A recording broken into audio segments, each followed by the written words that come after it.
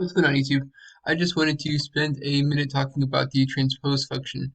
So here in this example, we have a list of names and some days of the week and some hypothetical revenue numbers that these people got on different days of the weeks. Um, and the transpose function is kind of self-explanatory in a sense that it just allows you to transpose a range of values. So equals transpose ab, and you can highlight some cells, and it will go from vertical to horizontal. With that being said, it can also be used to do a range of cells as well. So like a whole table. For example, as you can see, we're doing this right here. The table is transposed. As an important note, it might likely need some formatting as well.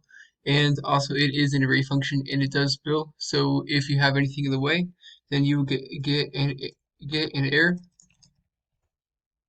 of a spill function. Um, so just something to be mindful about.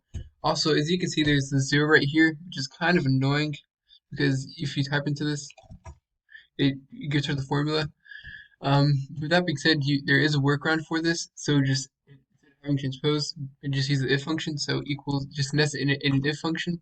So if transpose equals to 0, comma blank, comma, and just rewrite the function.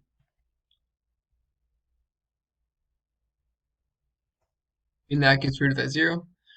So I really hope that this was of use, if at all. And please like, subscribe, comment, and free like and subscribe and comment really helps out a lot.